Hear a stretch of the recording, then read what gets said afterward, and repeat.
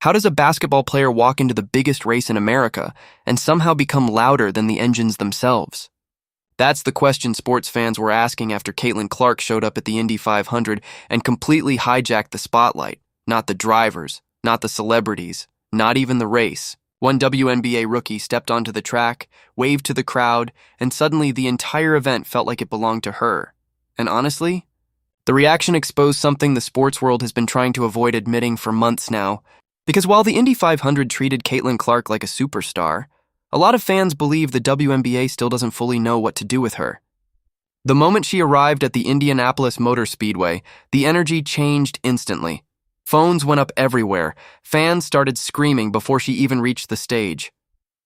Security had to tighten pathways because people were crowding every possible angle just to get a glimpse of her. This wasn't polite applause either. This sounded like a championship celebration. And remember, there wasn't even a basketball game happening. That's what made the whole thing feel surreal. You had thousands of racing fans losing their minds over a basketball player before a single car touched the track. Social media clips exploded within minutes. Videos of Caitlin walking through the tunnel started spreading like wildfire online.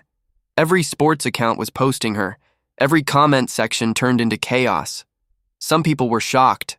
Others acted like this was inevitable. But one thing became impossible to deny. Caitlin Clark had officially become bigger than basketball, and then fans started pointing out the irony. The Indy 500 instantly recognized her value. They made her the Grand Marshal, one of the biggest ceremonial honors tied to the event. Historically, this isn't some random celebrity cameo. Presidents have done it. Legendary athletes have done it. Cultural icons have done it. The Indy 500 understood exactly what Caitlin represented: attention, excitement, energy, and a younger audience that sports organizations are desperately trying to capture. Meanwhile, back in the WNBA, fans were still arguing about why the league sometimes seemed hesitant to fully center everything around her. That debate has been simmering for months now. Every time the WNBA releases a promotional graphic without Caitlin front and center, the internet notices immediately. Fans start comparing numbers. Attendance spikes. TV ratings. Jersey sales. Social media engagement. Every metric connected to Caitlin Clark looks massive compared to almost everyone else in the league. So when people see the WNBA promoting games with players averaging a fraction of her production while she's breaking records and selling out arenas, the backlash starts instantly. Now, to be fair, the WNBA has spent years trying to build multiple stars at once.